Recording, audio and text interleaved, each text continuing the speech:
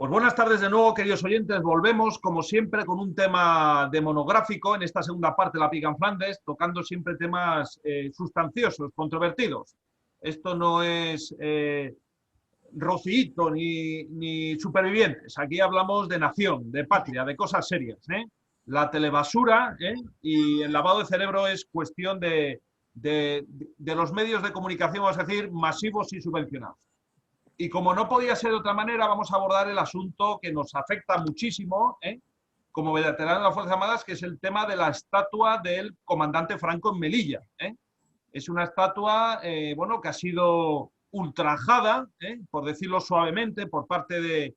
Bueno, hay una coalición allí en el gobierno de la ciudad autónoma que, bueno, en fin, infame, presidida por el único concejal de Ciudadanos que ya ha sido expulsado por corrupto, porque tiene todo tipo de imputaciones, y sustentan el poder con un solo diputado que se ha impuesto concejal a la candidatura de Imbroda, por dos partidos como son el PSOE y Coalición por Melilla, que están condenados por pucherazo, en sentencia firme. O sea, en fin, hay la coalición de la infamia. Pero vamos a analizar cuestiones de memoria histórica que nos afectan de forma directa, como en este caso es la estatua del comandante Franco, y como no, voy a ceder la palabra, porque se tiene que ausentar próximamente al general Fontela para que nos dé su opinión al respecto. Adelante, mi general, por favor.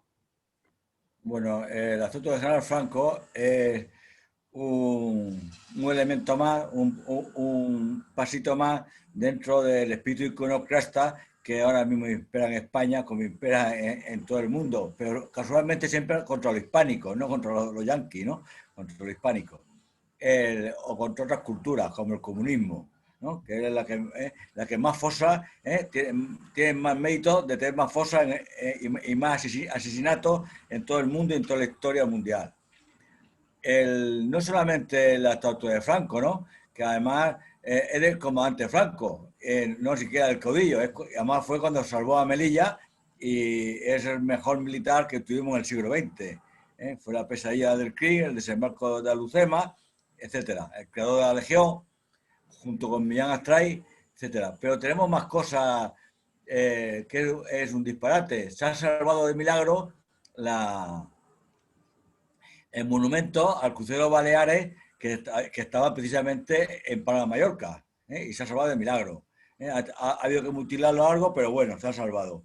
Sin embargo, en Canarias, con la votación del PP, del Partido Popular, van a quitar el recuerdo que hay, que es la hélice, una de las hélices del crucero Canarias, que está también en Canarias, la isla Canarias, ¿no? Entonces, que es el crucero nacional, que durante muchos años fue el buque insignia de la Marina Española. Luego no sé qué pretende el PP con esas posturas, ¿no? Se cree que el señor le van a perdonar que sea la derechita complejina y cobarde, ¿no? Y eso es lo... y después ya lo último que me he enterado es que han quitado la calle de la División Azul en Toledo y nadie en Toledo ha protestado. Y eso que hay muchos partidarios de la División Azul y una asociación que también busca o está buscando sepultura de División Azul, y sin embargo nadie se ha planteado ni ha movido un pelo, ¿no? Y entonces, si no hacemos nada, ¿qué esperamos? Hay que hacer como hace la plataforma patriótica mía hasta ahí. Por lo menos hacer. Lo que no se puede hacer es la inacción. Lo peor que nos puede pasar a un militar es no hacer nada. Y entonces ya te cedo la palabra, Guillermo. Muy bien, pues muchísimas gracias, mi general, por sus sabias palabras. Efectivamente, bueno, a mí también me ha sorprendido mucho la calle División Azul en Toledo y también lo de la hélice del crucero Canarias, ¿no? Que, bueno, en fin, que haya el Partido Popular avalado, digamos, con sus votos, incluso adoptando una posición más progre que Ciudadanos, porque creo que Ciudadanos por lo menos se ha abstenido, ¿no? Pero que el Partido Popular, el partido fundado por don Manuel Fraga Iribarne, que fue ministro de Información y Turismo por el caudillo, el partido de los Siete Magníficos, ahora apostate ya no sé de su pasado, porque al fin y al cabo un partido político ya sabemos que al final es una estructura de corrupción, en mayor o menor medida, pero a capostate de la historia de España y sobre todo bueno, esos primeros afiliados de Alianza Popular, que si algo se distinguieron, aunque lo quieran ocultar hoy en día, es por la defensa del legado de esta parte de historia que se conoce como el franquismo, con sobre todo, lógicamente, reivindicando los hechos o fenómenos, sin lugar a dudas, favorables para España en términos, ya no voy a decir históricos o políticos, sino en términos económicos, parece que es, pues en fin, una deriva más de este partido que ya en su momento tuvo la opción de derogar, porque tuvo una mayoría absoluta, hay que recordarlo, la ley de memoria histórica, y no solamente no la ha derogado, sino que la apuntaló, la ha perpetuado, y ahora, como estamos viendo, va a sacar partido y tajada. Porque ahora, por lo visto, dicen que van a venir 1.000 millones y pico de euros por parte de la Unión Europea para políticas de memoria histórica, que ya sabemos lo que es odio, rencor y mentira, y ahí el Partido Popular, como buena estructura de corrupción y de gobierno, va a estar con el cazo. Esperemos que la presidenta de la Comunidad de Madrid, que ha arrasado en las urnas, y además con un voto patriótico importante, no se haga cargo de esta política, sino que reivindique sobre todo el sufrimiento de Madrid en la guerra civil. No hay que olvidar que la capital de España estuvo durante 3 años prácticamente subyugada a un terror soviético, a un terror chequista. O sea, el sufrimiento en Madrid es un sufrimiento de los católicos, de la gente trabajadora, honrada, la gente simpatizantes y votantes de derecha, no gente necesariamente de recursos, sino gente de una serie de principios que se han visto, de alguna forma, exterminados, así hay que hablar en estos términos, ¿no? En el campo de la memoria histórica. Y como bien ha planteado el general Fontella, el monográfico iba a centrarse en torno a la figura del comandante Franco.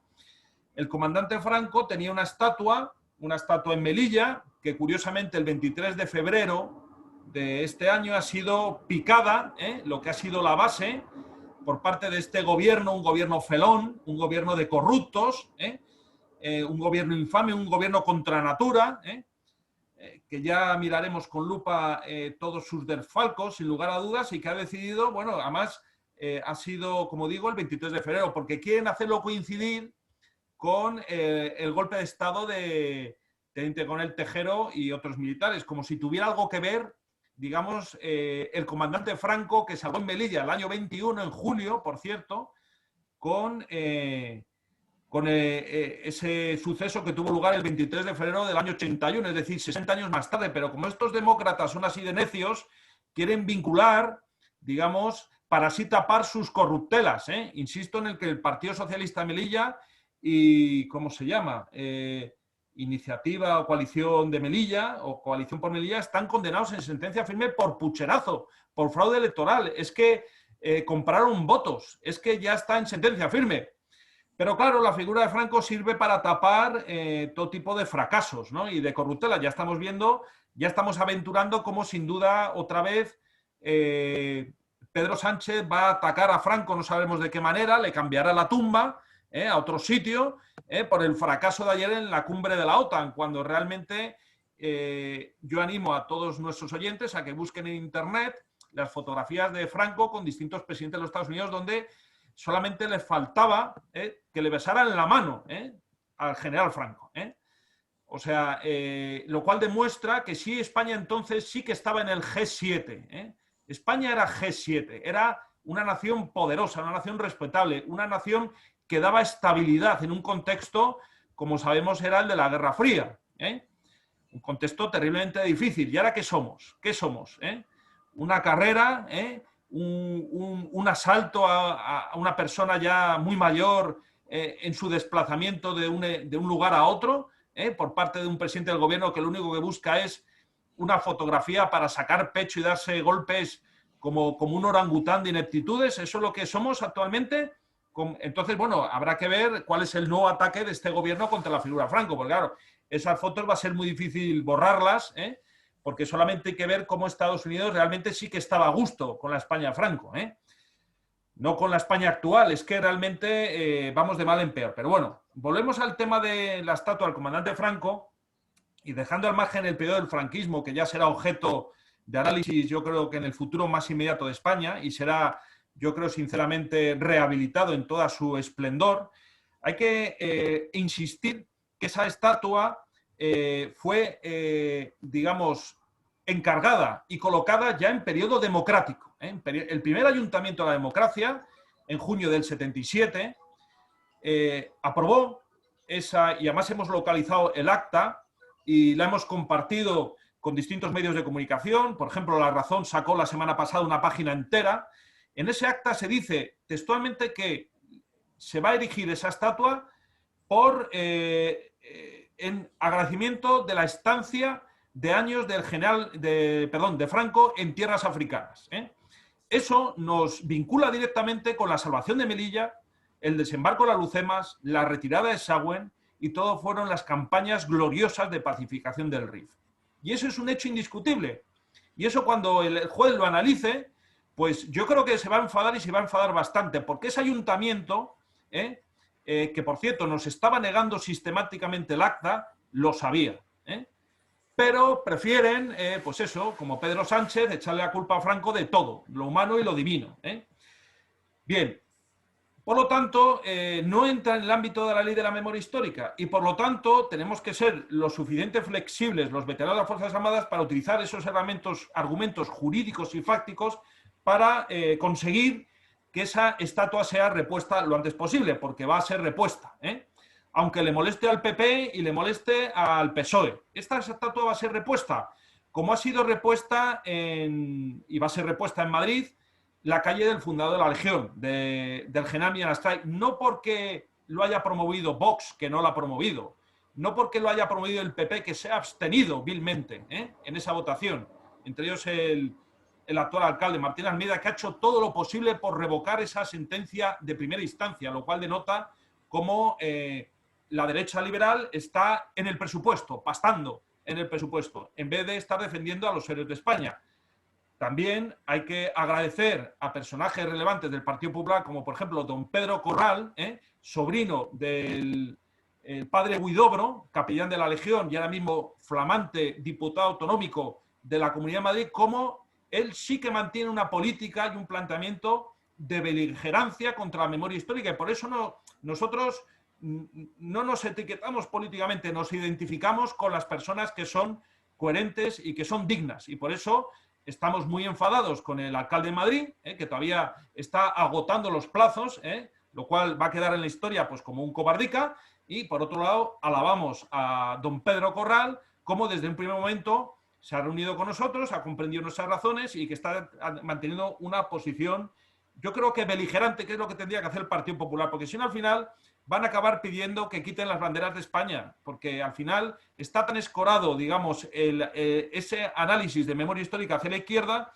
que el PP lo que hace es convalidar esas posiciones. Pero volviendo al tema de la estatua del comandante Franco, es importante decir que la plataforma Millán Astray ha conseguido, digamos, medidas cautelares. Yo creo que son las primeras medidas cautelares que la justicia admite, vamos a decir, en respeto o en reconocimiento a la figura de Franco como comandante, no como jefe del Estado. Eso es importantísimo, que un juez haya admitido, digamos, esas medidas cautelares de conservación y de custodia. ¿Por qué? Porque ya sabemos lo que están haciendo los grupos políticos con las estatuas de Franco.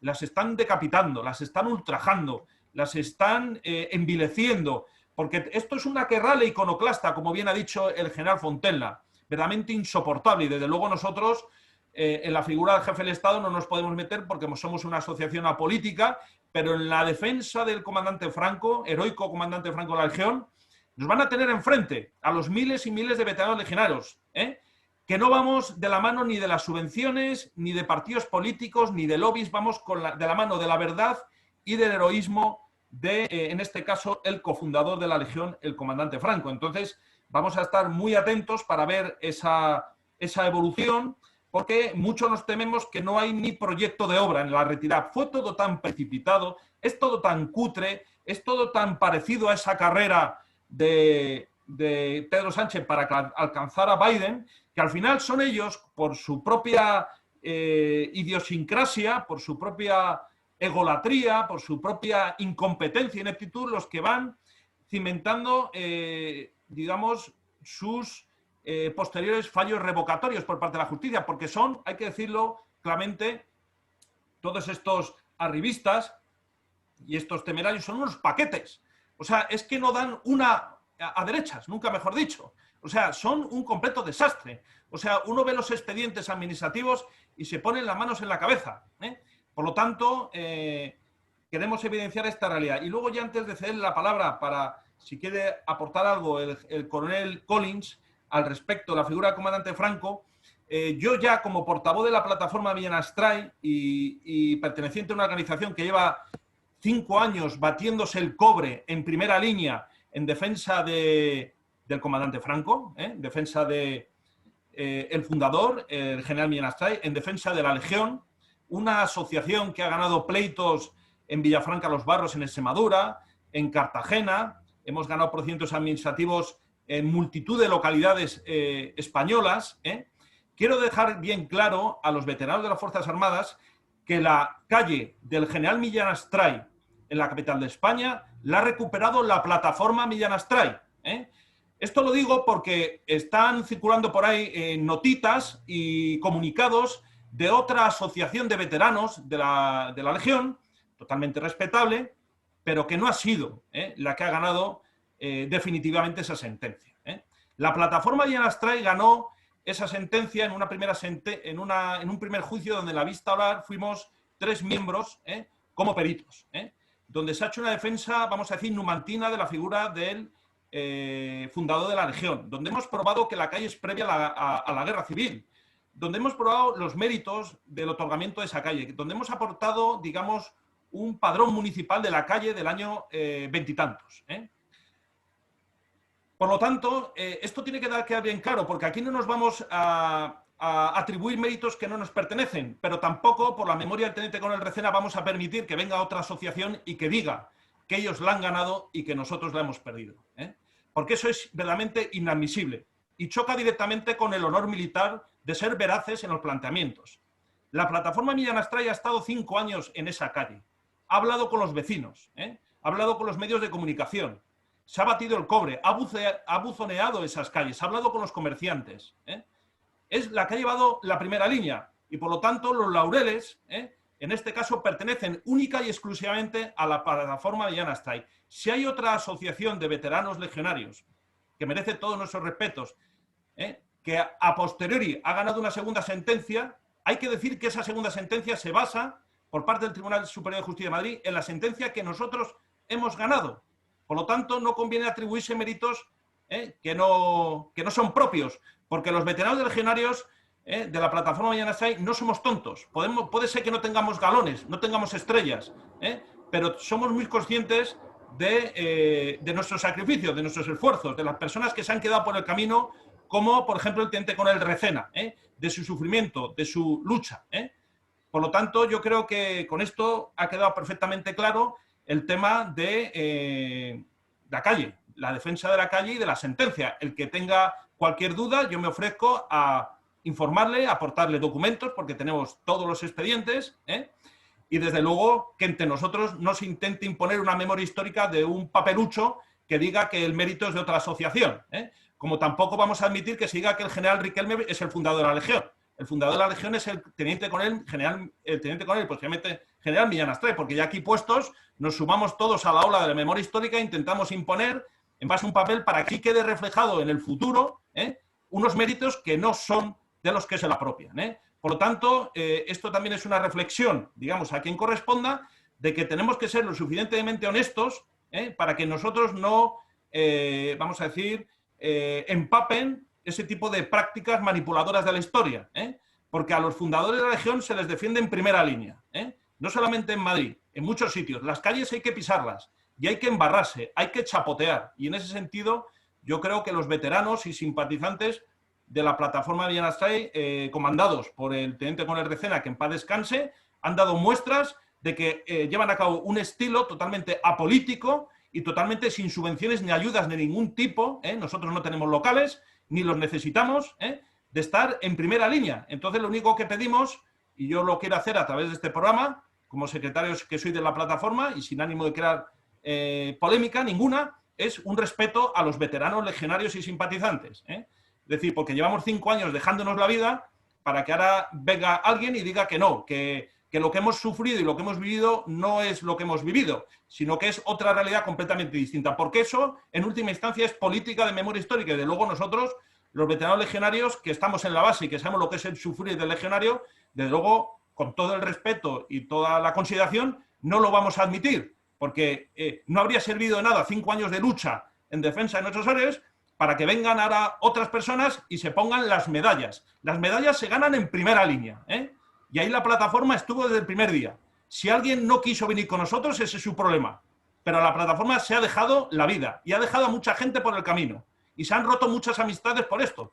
Entonces vamos a intentar ser un poquito más ecuánimes y un poquito más justos y sobre todo respetar lo que es el principio del honor, ¿eh? Porque el honor es una cosa que debemos de llevar a la práctica todos. Muy bien. Bueno, dicho lo cual, mi coronel, ¿quiere añadir alguna cuestión con respecto al tema de la estatua del comandante Franco? Pues sí, si me lo permite, mi conexión a Internet, que me está saliendo que es inestable. O sea que puede cortarse lo que yo diga, pues súpleme, Guillermo. Bueno, Sí, súpleme, sí, no, normalmente me superas. Bueno, yo lo que quiero decir es pues que la plataforma patriótica Millán Astray es una institución pues excelente, valiente, activa, que se ha batido el cobre, que ha presentado unos recursos bien razonados, bien fundamentados, bien argumentados, que han ganado en los tribunales, que está llevando una lucha en todos los sitios donde se necesita por mantener la memoria justa de los héroes de la Legión, cuerpo militar prolífico en héroes, en todas las épocas. También en la época actual, que ha estado siempre en las ocasiones de mayor riesgo que ha habido en esta época de paz generalizada, que son las misiones de paz.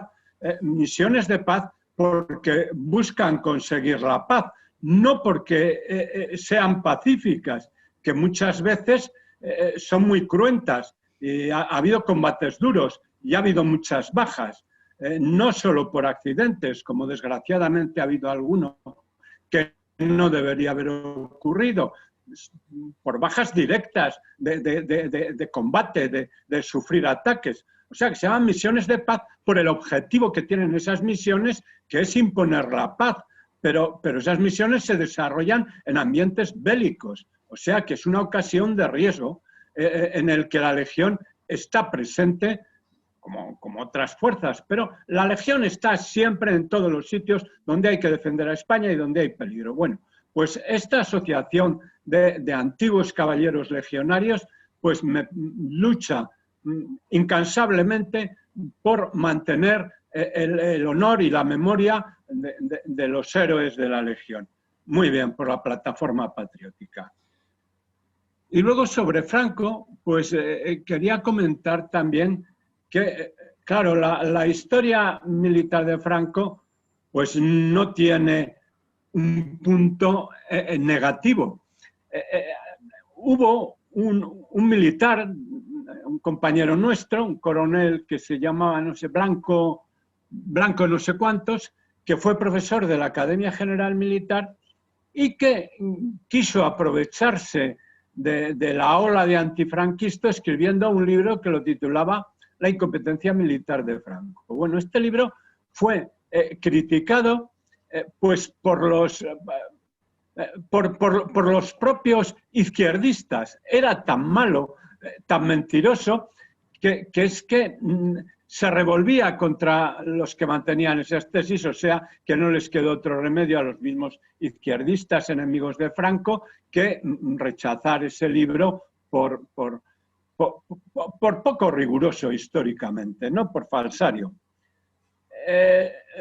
Por lo tanto, la historia militar de Franco pues no tiene vuelta de hoja. Es una historia militar excelente. Franco era buen estratega, buen táctico, era dueño de un valor frío, era un militar que economizaba la vida de los combatientes al máximo, que es deber de todo militar, pero que no todo militar, sobre todo a partir de Napoleón y de la guerra, y mucho después, la guerra del 14, que fue extraordinariamente costosa en hombres, y que en la época de Franco las teorías que predominaban eran las teorías de la guerra del 14.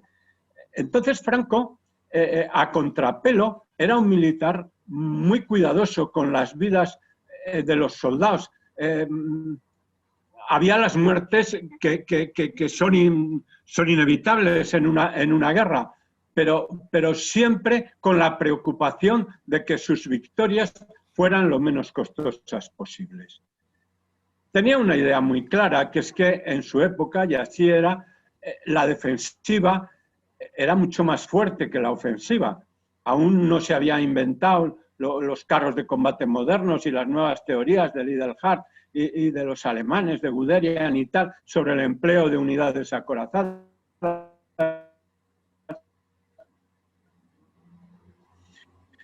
Entonces, pues batallas defensivas de desgaste en las que destruyó al Ejército Popular de la República. Ya hablé un día de las tres principales de Teruel, del Ebro y de Brunete. Bueno, cronológicamente Brunete, Teruel y el Ebro. Pues no hay por dónde coger militar. La guerra nuestra del 36 fue una maravilla, es que no tuvo ningún fallo. Es que siempre tuvo gran cautela para evitar destrucción excesiva. Es que le achacan el tema del sitio este que no me sale ahora. Bueno, del bombardeo de los alemanes, bueno, de Guernica. Bueno, pues el bombardeo de los alemanes de Guernica era un bombardeo a un nudo de comunicaciones que era fundamental para que los rojos no movieran sus reservas ante los avances de los nacionales. O sea, que era objetivo militar,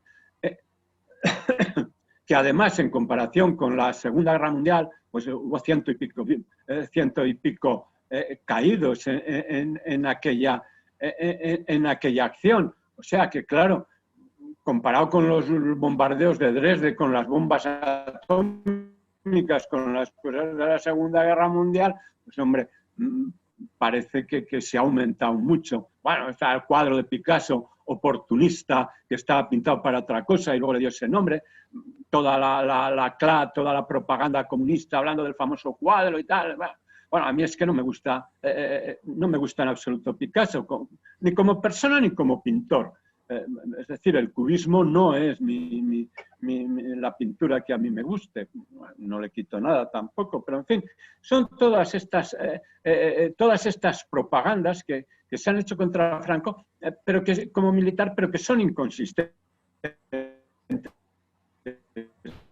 Tanto la de Blanco Escolá como el bombardeo de Cabra, sin embargo, no hay cuadros de Picasso ni de nadie, no se ha hablado nada. La misma vicepresidenta del gobierno, que es cabrense, pues lo oculta. En fin, manejan bien la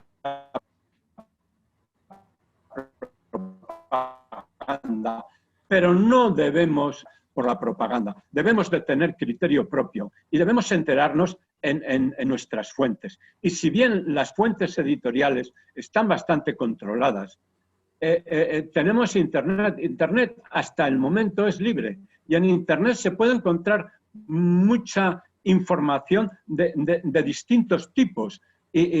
Bueno, y los libros están editados también. Lo que pasa es que hay libros que no se reeditan de ninguna forma. Pero bueno, como los libros se mantienen mucho tiempo, pues los pueden encontrar ustedes en muchas bibliotecas buenas y en último caso, pues en la Biblioteca Nacional, donde están todos los libros. Entonces, yo creo que los españoles conscientes deben de crearse su propio criterio y no dejarse conducir por modas. sobre todo si es gente independiente, que no busca un cargo, que no busca una subvención, que no busca una mamandurria política. Bueno, pues hay mucha gente que no busca esas cosas y que es independiente. Esa gente debe tener criterio propio y debe acudir a sus fuentes independientes de los dos lados y hacerse una idea propia, no la que le inculquen la propaganda. La propaganda, sobre todo, que arreció a partir de Zapatero, que empezó con su abuelito en la parte sentimental y acabó haciendo todo lo posible porque los españoles nos volviéramos a odiar. Por esa razón a mí me parece un canalla, y lo digo con todas las letras. Un político que hace todo lo posible porque los españoles volvamos a odiar, por refrescar los odios, por dividirnos, por enfrentarnos, para mí es un canalla. Es un político que no merece ser político. En fin, pues esa es un poco la visión de Franco. Si luego acudimos a su obra como jefe de Estado, pues como ha dicho don Guillermo, llegará un momento en que la historia imparcial lo reivindique, porque es que, no sé, los hechos son tozudos y puñeteros. Pues en la época de los 60 se industrializó España, que venía con un retraso con respecto a Inglaterra, Francia y Alemania. La agricultura se mecanizó mejorando notablemente las explotaciones, que además necesitaron muchos menos labradores, que fueron a las ciudades a trabajar en las fábricas, que surgieron por doquier. Yo lo viví. Ocurrió que se creó la sanidad estatal, la seguridad social, porque lo que había antes eran centros benéficos, los hospitales provinciales para pobres. Al fin y al cabo, en Madrid, que tanto hablan los izquierdistas y los comunistas de la sanidad, pues los hospitales los han creado Franco, Esperanza Aguirre y el último Isabel Díaz Ayuso. El problema del campo español, de la sequía, que venía, un problema secular antiquísimo, pues que era la falta angustiosa de agua, se solucionó con magníficas obras hidráulicas que se hicieron en su época. Los regadíos se extendieron por zonas antes poco productivas. Se creó una nueva y lucrativa fuente de riqueza, el turismo, que trajo trabajo y grandes mejoras a muchas tierras de España, especialmente a la costa mediterránea. Mejoraron extraordinariamente las comunicaciones, tanto de carretera como de ferrocarril. Acuérdense ustedes del Tago, un magnífico tren moderno, proyecto totalmente español y hechura totalmente española. La cultura de los españoles mejoró sustancialmente. Accedieron a la universidad muchísimos españoles que anteriormente nadie de su familia había pisado una facultad. La enseñanza media se generalizó y era de buena calidad y gratuita. En los institutos de segunda enseñanza, que había por lo menos uno en cada capital de provincia y en los pueblos importantes, en todos los pueblos importantes. La enseñanza de oficios también superó el aprendizaje artesanal con la creación y puesta en funcionamiento de las universidades laborales. Nuestras relaciones internacionales pues, eran excelentes, servidas por una diplomacia entregada y competente. La quinta o la sexta parte de los diplomáticos que hay ahora, por un gobierno que tenía una política exterior definida, no cambiante y errática como la actual. El presidente de Estados Unidos, como ya hemos comentado, Eisenhower, vino a España, estuvo en una visita al Estado varios días y se suscribieron acuerdos favorables para ambos países. Pues mi coronel, ha quedado perfectamente claro. La verdad es que... No como ahora que el presidente del gobierno... Mi coronel, bien. Nos hemos salido un poquito de tiempo, pero la verdad es que ha quedado perfectamente claro, ha quedado magnífico ese colofón con la visita del general Eisenhower, el comandante en jefe de las fuerzas aliadas en la Segunda Guerra Mundial en Europa. Cómo vino a abrazarse y admirar al general Franco. Realmente lo dijo, que venía a admirar venía a saludar a uno de los hombres que más había admirado en el mundo, ¿no? Lo cual denota, efectivamente, como usted me ha confirmado, que dentro de muy poco en España la figura del general Franco será rehabilitada en toda su grandiosidad, porque su obra es monumental, es que está escrito en las estrellas, es que no la van a poder borrar, y más estos miserables que se retratan mezquinamente cada día, ¿no? Por lo tanto, muchísimas gracias por este aporte que sin duda yo creo que complementa muchísimo la figura del comandante Franco. En última instancia, son fases distintas de la vida de una misma persona, que deben ser tratadas de forma distinta por la ley, porque la ley se circunscribe al periodo 36-75, de momento esta ley, porque cuando sea revocada ya veremos qué es lo que pasa, ya veremos qué es lo que pasa, porque las leyes, esto es como cuando dicen que ahora nos toca ser yunque, ya nos tocará ser martillo en un momento dado y dejar las cosas bien claras. De momento sobrevivimos, de momento estamos aquí, en la pica en Flandes. Muchísimas gracias a todos y muy buenas tardes, gracias por su lealtad y fidelidad.